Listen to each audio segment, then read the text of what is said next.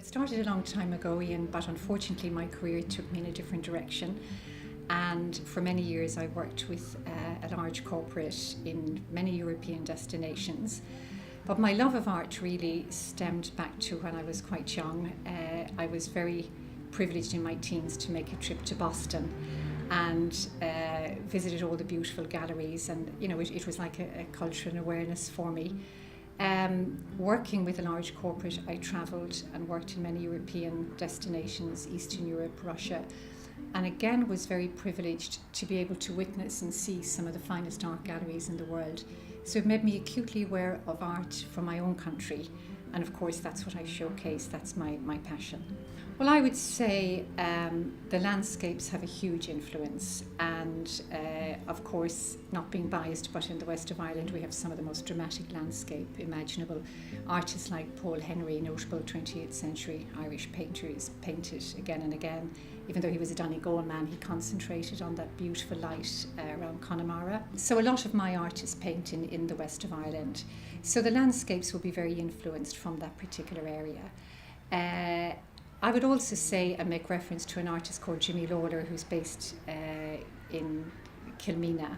And Jimmy is very concerned with the changing landscape of Ireland in different respects, maybe how the Celtic tiger impacted on the local community and the characters. So in Jimmy's work you'll find that although it's figurative more than landscape, it's very representational of what's happening or has happened in the west of Ireland. This is what I call my annual mixed group summer show, and it gives all of the artists a chance. I usually showcase 2 or 3 pieces by each artist between now and the end of August, and we rotate the work so that every artist has a chance to be shown. During the rest of the year we normally run solo shows or 2-man shows who might focus on a show from one particular area or a particular genre, an impressionist style painting. So this is just a chance, a bit like the RA summer show, the Royal Academy here in London. It's an eclectic mix.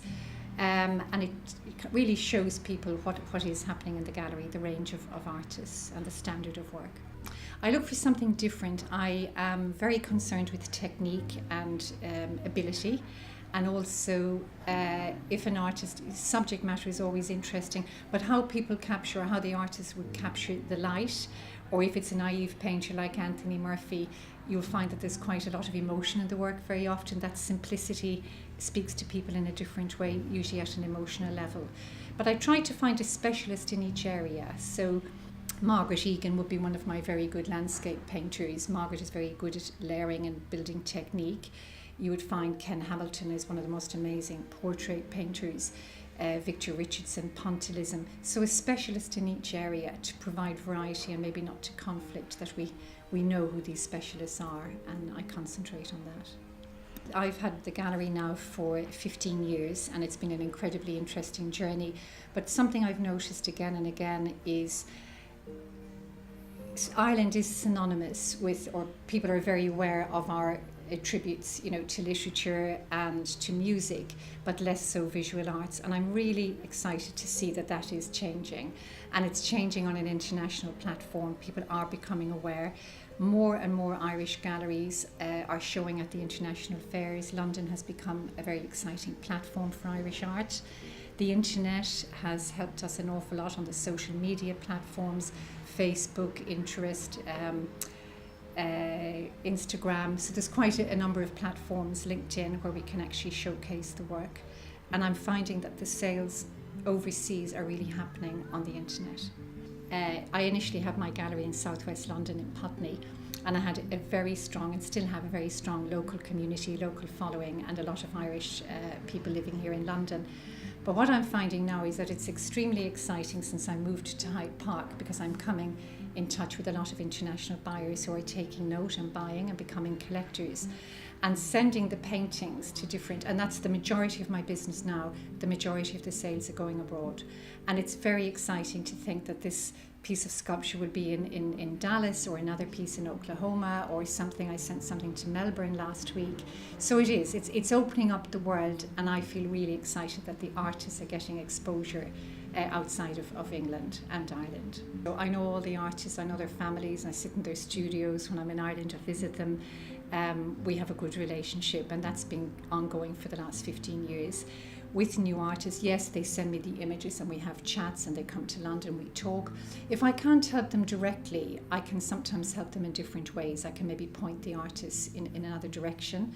And I've recently forged some good relationships with the local hotel here in Lancaster Gate, where I've got another exhibition happening there. I have some work in an interior design studio.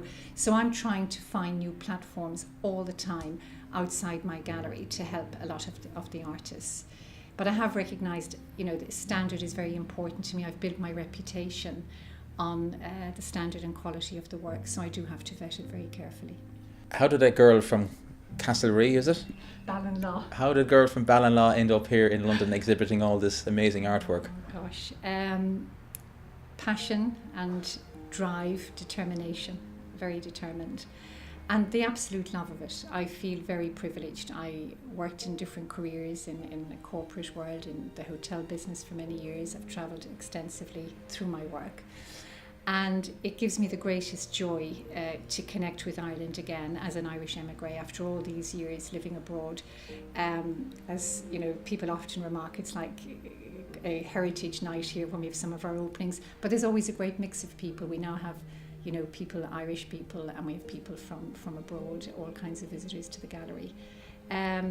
So really, it was just a journey and drive and ambition. And I feel very honoured to be representing some of Ireland's greatest artists. I really do. I'm delighted to be doing it. IrishArtInLondon.com is my main website, where we have all of the paintings. Everything that's in the gallery really is on that website. And I've also developed a print website called IrishPrintsOnline.com. And a lot of our artists have created small editions of limited edition prints. So welcome you to visit.